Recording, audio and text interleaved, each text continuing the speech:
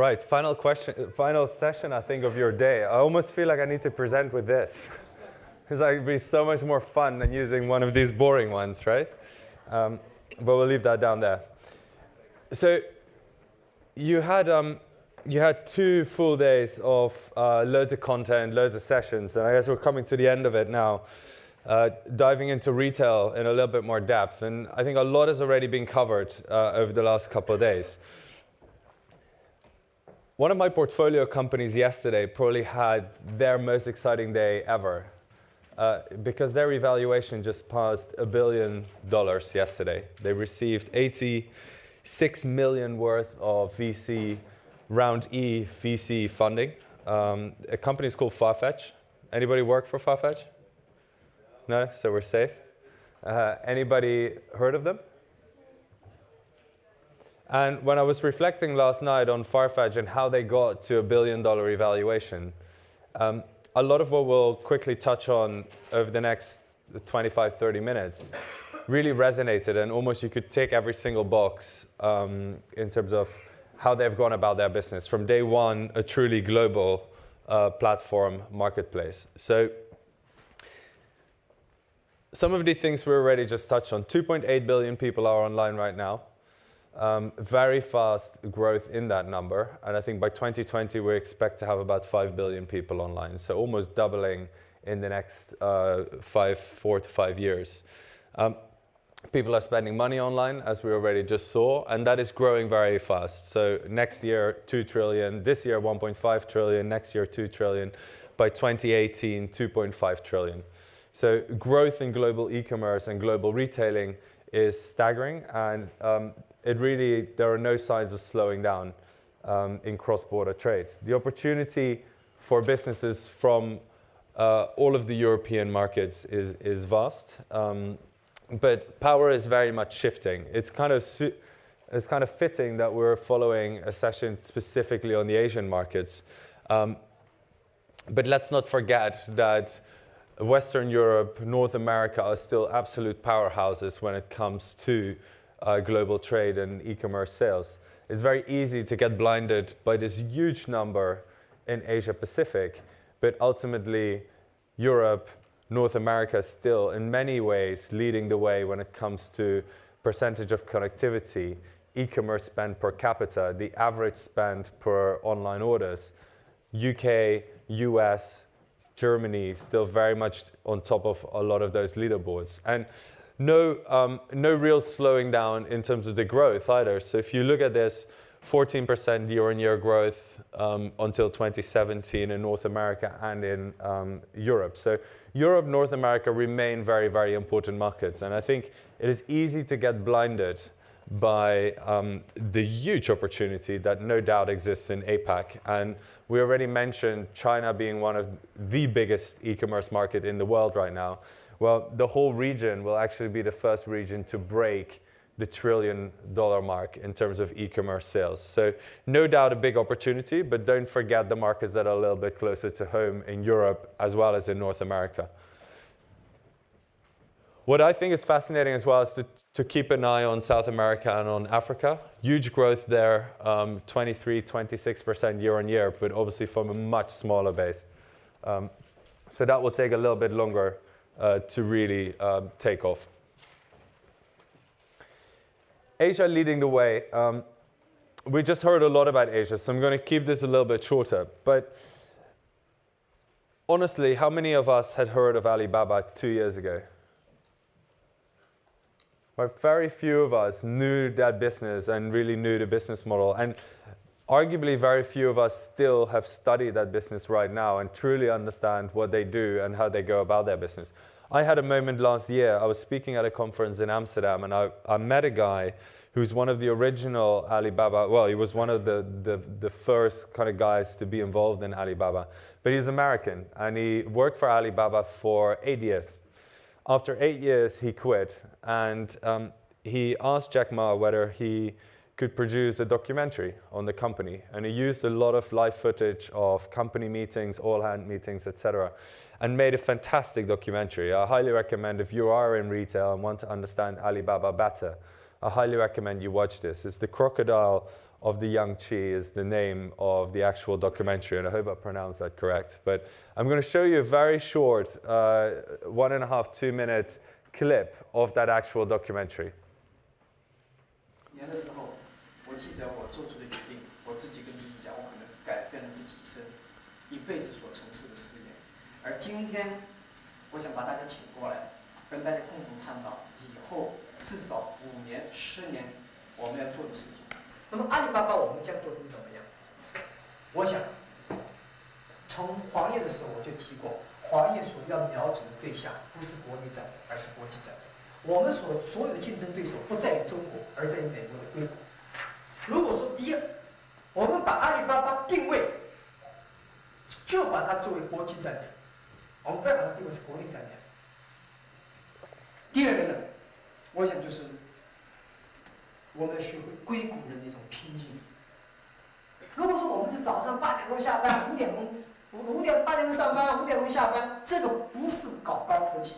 这个绝对不是我们阿里巴巴能成功。如果说我们有这种精神，反正我们上班了，8点钟上班，5点钟下班了 ，OK， 赶紧去其他地方。人家美国人强就强他的硬件，强就强他的系统建设，这方面确实比你早。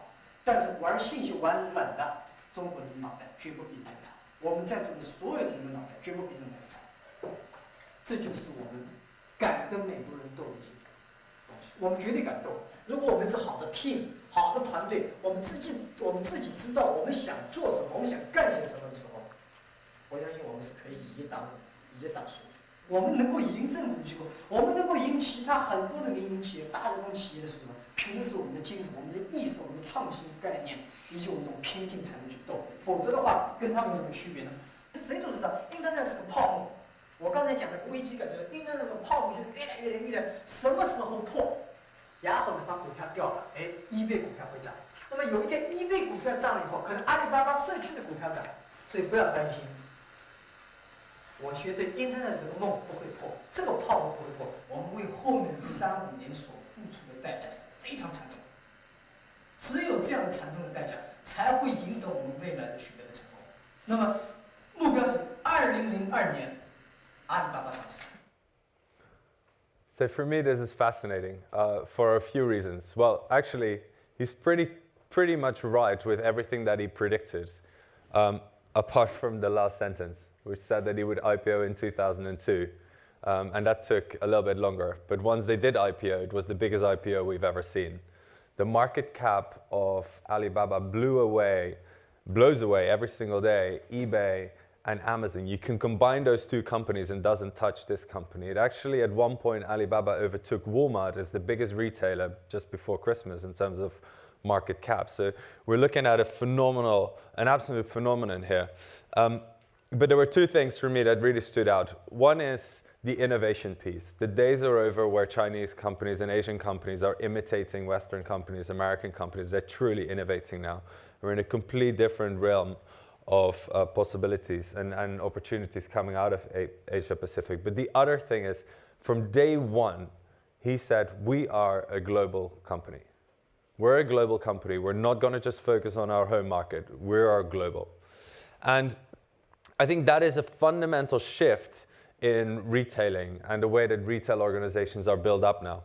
If you look at eBay and Amazon, it took them less than 5 years to go into the next international market. Truly global companies from day one. And business models, as the one I alluded to in my introduction, someone like Farfetch, truly global platforms that are set up and designed to operate cross-border from day one. Compare that to more traditional business models like Walmart. It took Walmart over 30 years to go into the first international market. It took Tesco's over 75 years to start expanding into the first international market. Nowadays, retailers are expect to have international in their DNA and be international almost from day one. And then, this might be a little bit hard to read with the lighting, but if we look at this is something that really blew my mind about Alibaba more than anything else, is actually the rate of acquisition that they displayed in the last year. They invested over $7 billion in mergers and acquisitions. That is more than Google, that is more than Apple, that's more than Microsoft, more than Amazon, more than pretty much any other tech company. And actually, you could argue it's more than Facebook if you strip out the one big acquisition that Facebook made in WhatsApp. Alibaba is acquiring companies at a rate that no other tech, no other retail company in the world is. And most of those acquisitions happen outside of China. So 11 Main in the US, ShopRunner in the US, all owned or partially owned by Alibaba and already truly operating, helping them operate in the US market and in many European markets as well, even though we're not familiar with the big Alibaba logo on the front. So I spent probably a little bit more time on Asia than I would have wanted to after the previous session, but for me, there is a huge opportunity from a consumer point of view, and consumers coming online and spending money for retailers as yourselves to tap into. But it's also going to be the future competition for every single one of you. And it'd be naive to think that we're only going to compete against American companies or against European companies. The next breed of best-in-class retailers is likely to come from Asia as well, and they will start to play a role in the European markets, even though we're not quite feeling that effect just yet. So be aware of that. There is an opportunity, but equally there is a threat there as well. Taking a quick step back in terms of how big this opportunity actually is. We did some research last year with a company called OC&C, Strategy Consultancy, and we looked across 6 big e-commerce regions in the world. And actually, we did not include Asia Pacific at that point in time. We looked at the US, UK, Germany, Nordics, France, and the Netherlands. And we looked at how fast e-commerce export sales will grow over the next couple of years. And we estimated that by 2020, about $130 billion worth of e-commerce transactions will happen cross-border. To put that in perspective, for the UK alone, we estimate that about 40% of UK e-commerce sales will come from exporting. 2.8 billion worth of contribution to the UK GDP will actually come from exporting. And this is a bit of an eye chart, but what became very apparent is that these trade flows between countries are actually already really, really big. And what surprised us, however, was that the UK in many instances is leading, even versus the US. So what this shows is that the UK ships about 1.2 billion parcels to the US, and the US ships about 950 million back into the UK. So actually the UK having a trade surplus there. And you can see the flows between other markets. A lot of that is driven really by what was touched on in the previous session. Consumers, frankly, do not really care where they're buying from right now. Increasingly, there is a level of trust and comfort with buying cross-border. And we did some analysis last year, running a number of surveys on our properties, asking consumers, where do you think that retailer you've just shopped from is from? Where do you think ASOS is from, we asked. And actually, the majority of shoppers thought ASOS was an American company. They did not look at it as a UK bred company.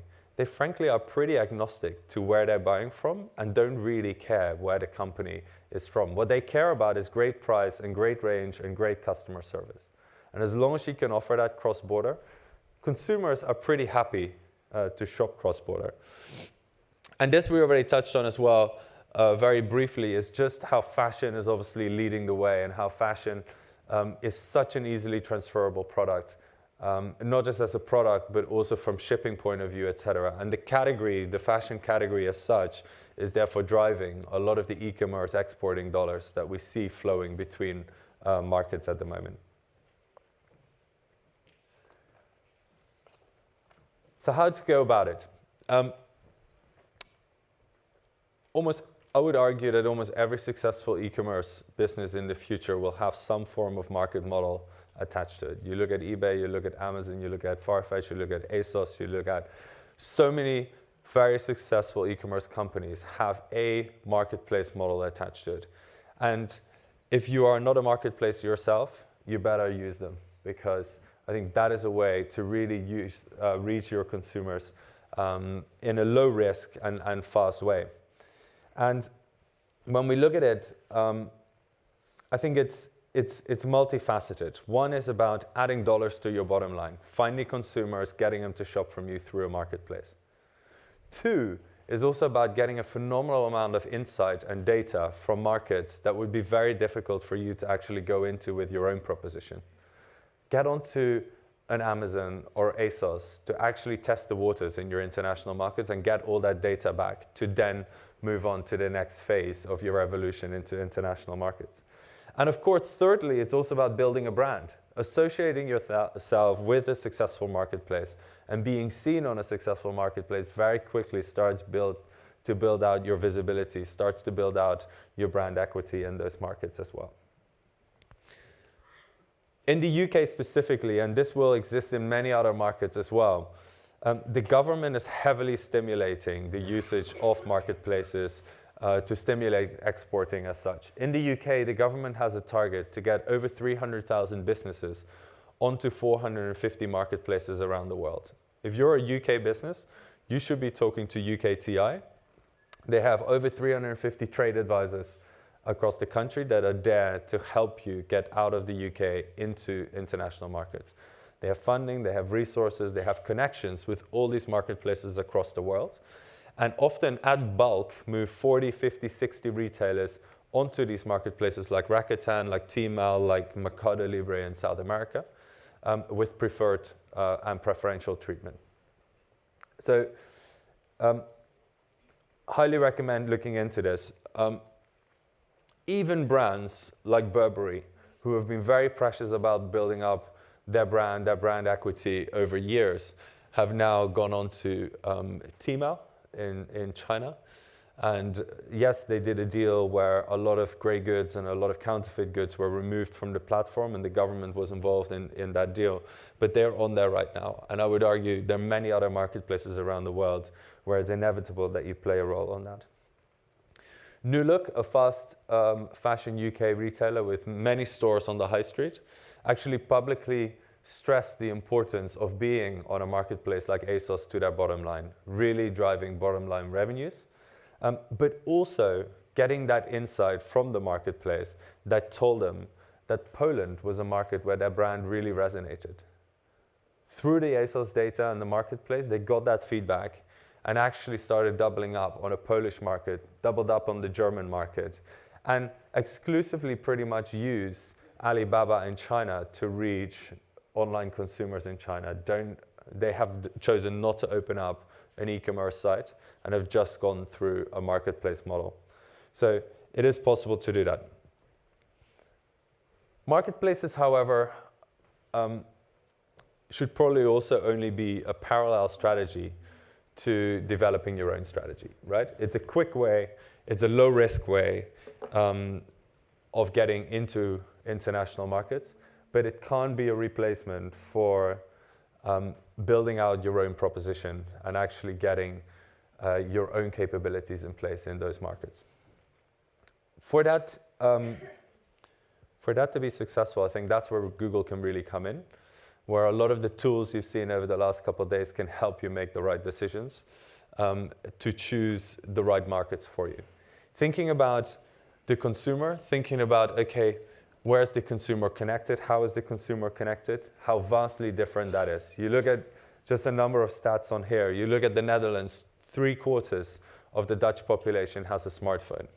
You look at Germany, surprisingly, 20% of the population is not connected at all through any device to the internet right now. And then you look at the market like the UK, where actually over 30%, well, actually over 60% of consumers have more than 3 connected devices.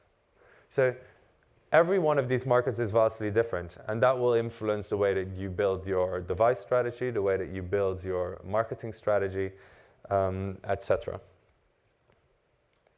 We just spoke about payments, so I'm not going to dwell on this, but again, very, very different in terms of consumer preferences.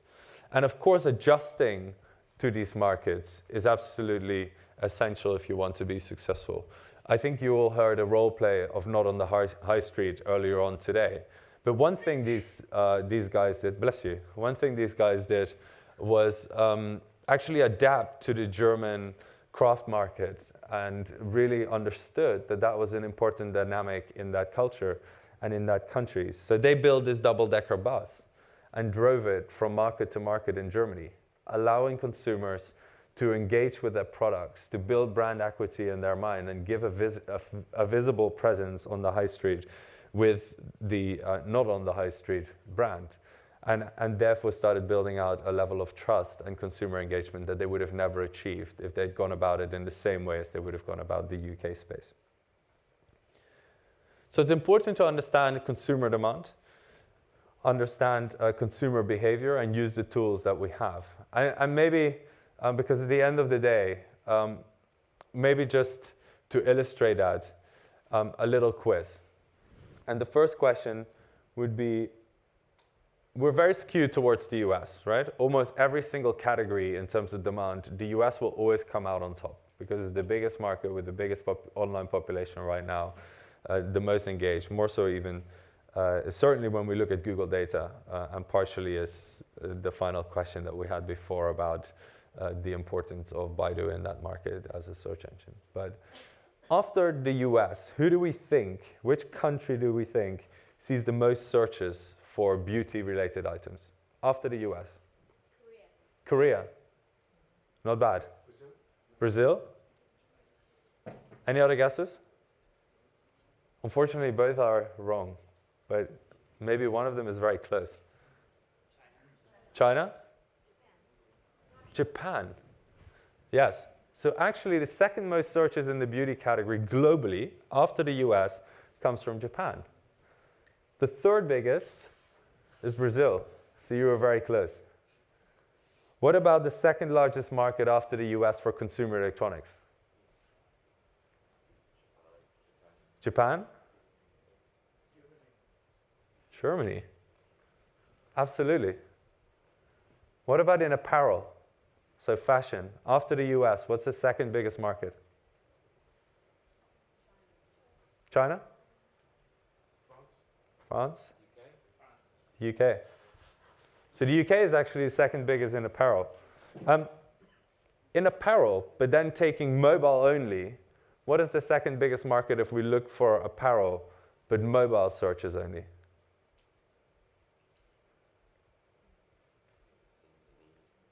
Indonesia, is one guess. Any others? It's actually Japan again. Very much leading the way. And what is interesting is when we look at mobile queries, Japan is second after the US, almost in every category that we look at. Japan very much leading the way.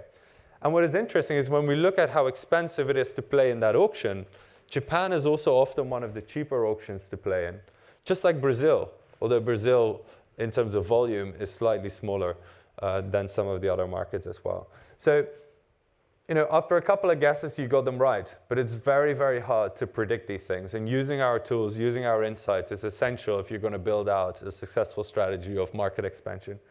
And drawing up matrices like this that actually can be a lot more sophisticated once you really start using the full usage of our tools. A company like Martijn fulfills about 2,500 orders per day, is present in over 120 countries, including, and I don't know if somebody tried to pull my leg on this one, including North Korea. It's apparently one of the markets that they will fulfill to and send orders to right now. But Google has worked on Martijn and with Martijn from kind of very early stage, using all the insights, using all the data that we have to help them make decisions as to which market to go into next. We touched on mobile. Now, I think regardless on whether you're in your home market or whether you're thinking about internationalizing and exporting your goods internationally, mobile is absolutely critical. And we already touched on it a lot. But for me, the thing that sticks is that we've moved from a world where we were discrete in the way that we were computing. So we were either at our desk at work or we were at home when we accessed the internet. We're right now connected 24/7 through a number of devices that we carry on with us every single moment in time to the internet. And that has fundamentally changed expectations that consumers have of retailers, of tech companies like us, and it's completely changed the way I think that we have to think about user experiences as well. The consumer is connected 24/7 through a device that is also probably their most precious and most personal device that they have. There is no way that I would unlock this device and give it to Wolfgang for the next half an hour. Not that I don't trust Wolfgang. Thank you. But you wouldn't, right? You would not give your phone to the person that is sitting next to you right now for the next half an hour. That's just not the way that we use this device. And that opens up, I think, a ton of opportunities. We already touched on this. Alibaba really using it as a driver of growth. If we look at the number of connected devices globally, about 2 devices per person on average on a global sphere. Markets like some of the Scandinavian markets are already up to 3.5 connected devices per head of the population. And the opportunity to engage for us as retailers, the opportunity to engage and connect with consumers in a very different way are vast. And I'm going to show you a very brief video in a second of a retailer in Guatemala that uses mobile connectivity and geodata that as a result of it we can use to target our customers and consumers on a much more personal level. And I love this example. So if we play the video, please. Yeah, I'm at the Nike store. There he is. He's getting the message. There's a promotion for BPAC. I think so. Yeah, we got him.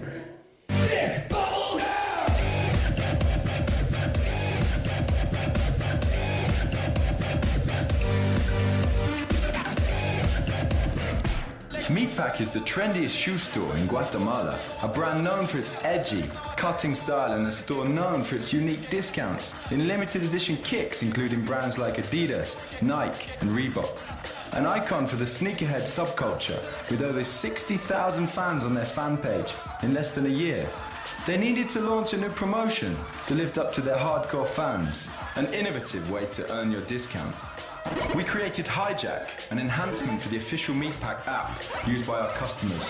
Using GPS tracking technology that marks every competitor's store of the brand sold at Meatpack. So every time one of our sneakerheads enters one of the stores, it triggers a special notice with a promotion. Hijack sends an alert to the person's mobile with a discount that starts at 99% and decreases by 1% every second that goes by, making the countdown stop until you reach our store.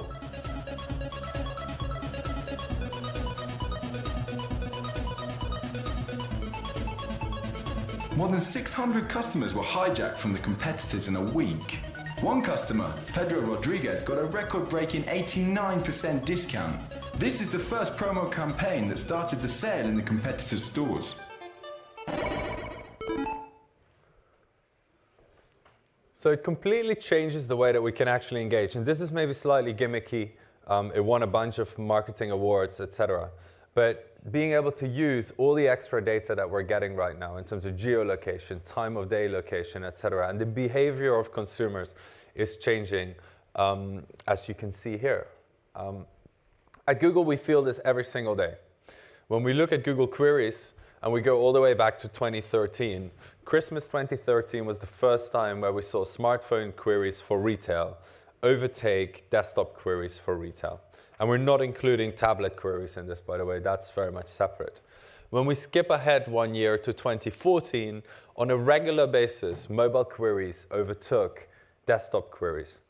If as a retailer you are focused on optimizing your experience for desktop and developing for desktop and marketing for desktop, hiring for desktop, you will be irrelevant in the next couple of years. And the only way you're going to see growth is if you keep focused on the mobile opportunity. What does that mean for us? Because to be completely frank, if you look at our financial results and every quarterly update that we give to the city, we always get asked about how are you doing on mobile? How are your CPCs doing on mobile? Facebook is doing pretty well. What are you guys doing? It has really forced us to rethink the way that we engineer our products, the way that we engage with our consumers, the way that we invest our resources internally as well. And what we've often spoken about in terms of being a mobile-first company, increasingly we were having to put this into practice. And most of the conversations I'm having with retailers is very much down that path of how do you turn yourself into a mobile-first company? The amount of boards that I will sit down with and ask the question, what is the product you're promoting on your mobile site right now? And have no idea because all they do is look at their desktop or look at their tablet. the amount of people that never start a trading meeting by looking at their mobile data and looking at their mobile conversions or looking at the mobile transactions. The amount of people that have no idea how many people searched, how many of their customers searched for the store finder on their mobile site. A critical piece of information, because actually that tells you how many people might have gone into the store as a result of using the mobile device. It's kind of mind-boggling. Over 40% of UK retailers still don't have a good mobile site.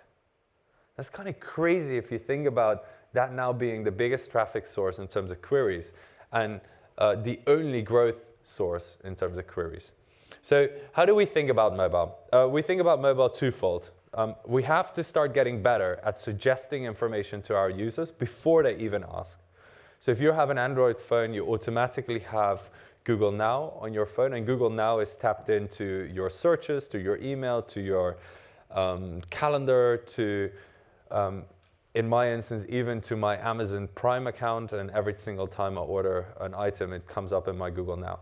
And it starts to suggest information on the basis of all those different touch points. So it will tell me right now that I have a flight in 2 hours back to London. It will tell me that I probably have to leave in the next half an hour to make it through traffic to make my flight. On the other side, it will tell me where I parked my car because it knows the geolocation of my phone and it knows where I stopped with my car in the airport. All that type of information we're now aggregating and giving back to our consumer through Google Now. If you're on an iPhone, you can download the app and actually use it as well. The second part, so suggesting information as and when it's most relevant, is important. The second piece is how do we actually deal with voice search? Voice search in the last year has doubled for us and is becoming an increasingly important thing to understand and to respond to for our customers. And searches that are made through voice search are, of course, of very different nature to the ones that came through a typed search. And just to illustrate what we're doing, I'll try and do a live demo of voice search and how we're thinking about this. So I'm actually going to New York after the weekend for work. So I thought it'd be good to find out what the weather is over there.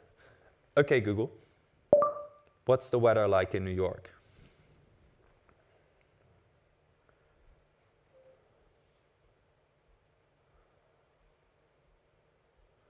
That's always when you do a live demo, right? It's 0 degrees with snow in New York. There we go.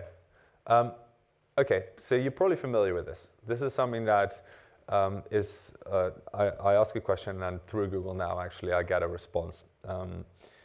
What is really interesting is that I can now go into conversation mode with my phone. So without repeating some of the key attributes of my initial question, I can actually ask the follow-up question. Okay, Google, how about tomorrow?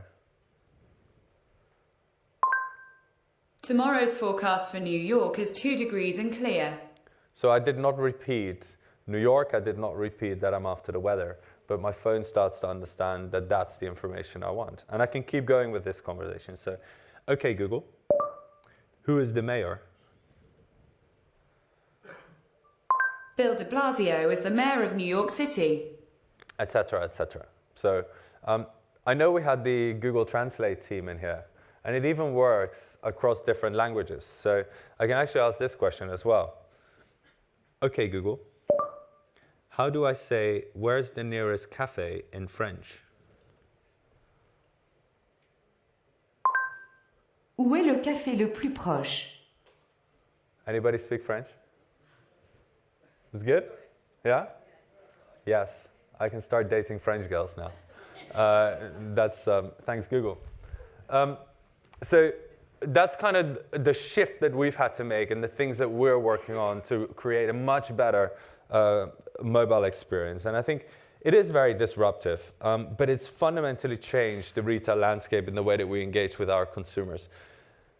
About 40% of people that are searching on Google from a mobile device will actually attach a local intent to that search. So searching for the nearest store, searching for directions, searching for an address, a store, finder, etc.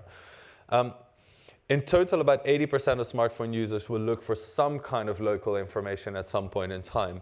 50% after a local search will actually go into a store, and then 18% will actually buy in the store. Understanding this behavior, this cross-channel behavior on mobile devices is absolutely critical, because if you don't look at it, you're going to look at mobile devices and say, this is a complete waste of time.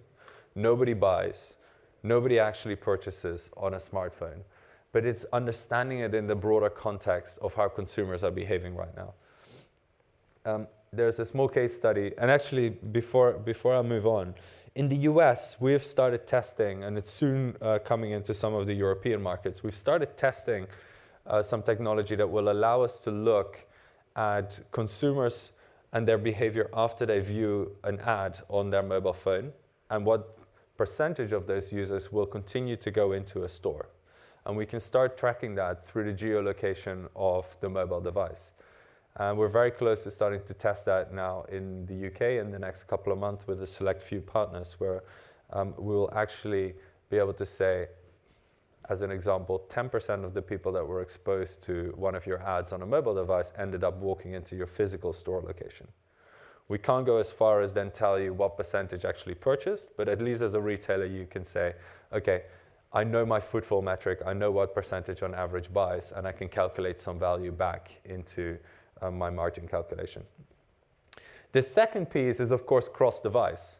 Most people won't buy on their smartphone if they have the luxury of going on a laptop later on in the day when they get home, when they've done all the research. And what we see is a shift in consumer behavior to mobile phones. In general, desktop conversions are almost going up, because less people browsing on desktops right now and just using it as a final endpoint for conversions. And a lot of the research and consumer, the kind of intel finding higher up the funnel is now happening on smartphones. So understanding the cross-device behavior of your consumers is critical. And this company, West Wing, which is a German home and interior and living retailer, present in 11 countries across 3 continents, only about 3.5 years old, have really worked on understanding that cross-device behavior. And you can see that here, the overlap in terms of the number of consumers that started on a mobile device but finished on a desktop to make that transaction. And I'd roughly looked at this, and it's about 11% of consumers will have a cross-device conversion. So baking that back in to your margin equation and looking at where you're actually driving a lot of this behavior and passing it back to the costs associated with the device will help you justify investment in mobile, investment in tablet, etc. So how can Google help? Just to wrap this up. We, of course, have advertising solutions across the entire consumer funnel across the world. And even in China, I, for example, didn't know that we had a coverage of over 90% of the Chinese population through our display network. That's actually quite amazing if you can reach that huge audience through display. We have a big mobile presence in that market as well. So we have solutions across the board. The mistake I most often see made with retailers is twofold. One is that the profit expectation of international expansion is the same as the home market. That is not going to stack up. It's not going to work.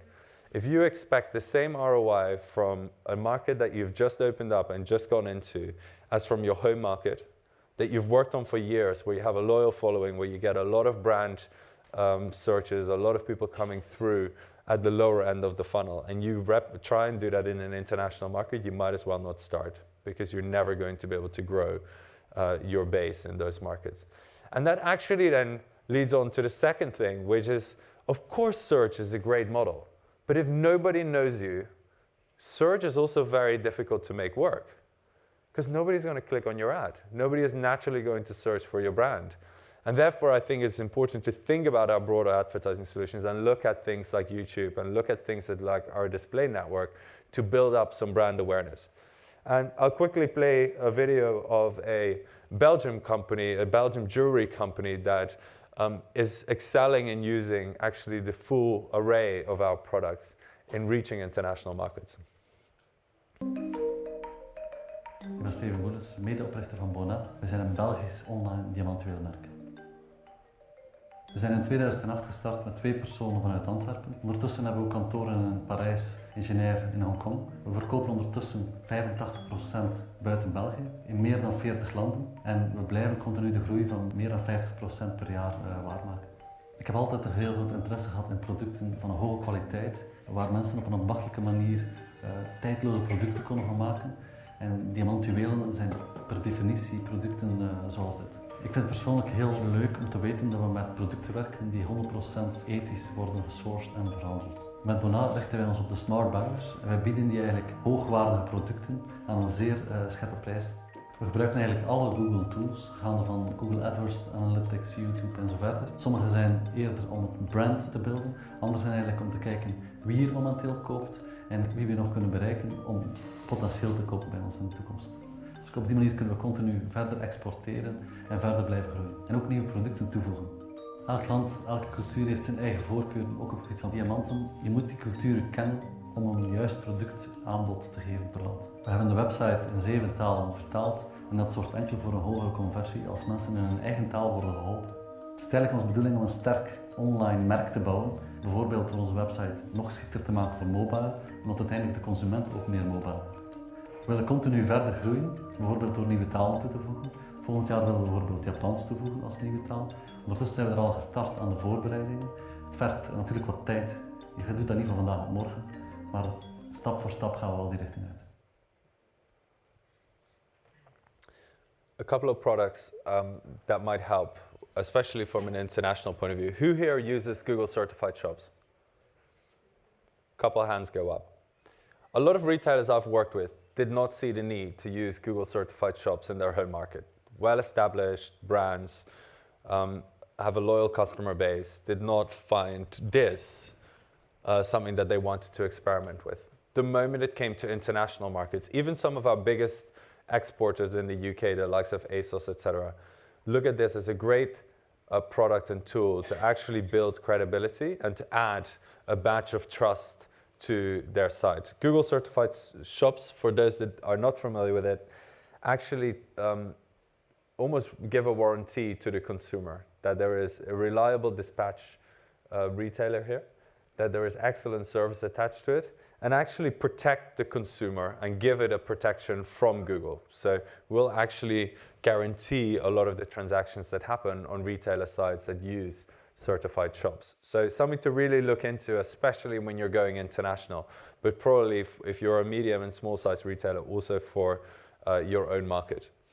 Looking at product ratings, again, a great way to actually give credibility to your listings and give trust and a level of comfort to your consumers outside of your home market, in your home market and outside of your home market, that might be lacking just because of the lack of brand awareness in those markets.